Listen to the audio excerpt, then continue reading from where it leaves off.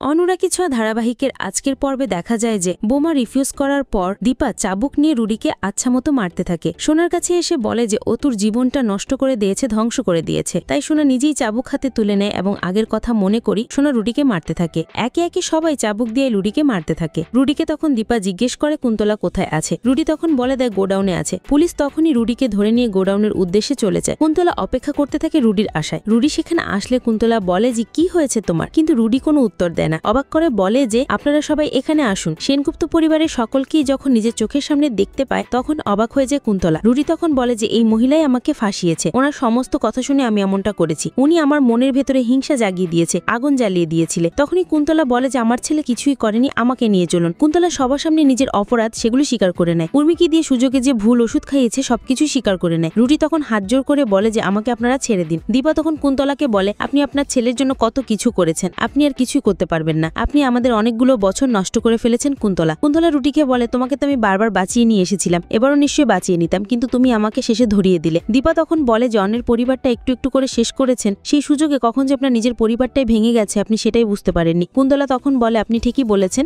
আপনি দুই মেয়েকে নিয়ে শান্তিতে থাকুন, যদি পুনর্জন্ম হয় তাহলে আমি চাইবো আমার যেন কোনো সন্তান না হয়। দীপা তখন পুলিশকে বলে ওদেরকে অ্যারেস্ট করে নিয়ে যাওয়ার জন্য। রুডিকে যখন ধরে নিয়ে যাবে তার আগেই রুডি সুযোগ বুঝে একটা ইনজেকশন বের করে এবং দীপাকে ইনজেকশনটা পুশ করে দেয় আর পাগলের মতো চিৎকার করে বলতে থাকে যে আপনার জীবনও আর শান্তি আসবে না, আপনিও সেসব দিক শান্তি দেখে যেতে পারবেন না। এই বলেই হাসতে থাকে। দীপা তখন মাটিতে লুটিয়ে পড়ে। ঠিক তারপরে রূপাও সেখানে জ্ঞান হারিয়ে পড়ে যায়। দীপা ও রূপাকে হসপিটালে নিয়ে আসে সকলেই। দীপাকে অ্যান্টিডোট দেওয়া হয়, এমনটাই সূর্যকে জানানো হয়। অপরদিকে রূপার চেক আপ করানো হয়। সূর্য সকলের সামনে আসলে সবাই দীপার কথা জিজ্ঞেস করে। সূর্য তখন বলে দেয় যে দীপা এখন বিপদমুক্ত আছে। অপরদিকে দীপা ডাক্তারকে বলে যে আমার মেয়ের কাছে আমাকে একবার নিয়ে যাবেন। এতে করে ডাক্তার রাজি হয়ে যায়। দীপা তখন হুইলচেয়ারে বসে সকলের সামনে আসে। ডাক্তার তখন বেরিয়ে আসে। রূপার চেক আপ করানোর পর তখন সবাই রূপার কথা জিজ্ঞেস করলে ডাক্তার বলে যে উনি এখন ভালো আছে। সূর্য তখন বলে আমাকে একবার যেতে দিন, আমি একজন ডাক্তার। তখন সেই ডাক্তার বলে যে আপনি সেখানে গিয়ে কিছুই করতে পারবেন না। দীপা তখন বলে ওঠে আপনি পারবেন তো ডাক্তার? তখন সেই ডাক্তার বলে যে হ্যাঁ আমি পারবো। এতে করে দীপা বুঝে যায় সবকিছু। দীপা তখন হাসতে থাকে। তখন সবাই বলে যে তোমার কি হয়েছে, তুমি কি পাগল হয়ে গেছো? ঠিক সেই মুহূর্তে কৃষ্ণ বলে যে আমার ওয়াইফ ঠিক আছে তো? তখনই দীপা বলে যে কৃষ্ণ আমি যদি ভুল না করি তাহলে তুমি বাবার হচ্ছ।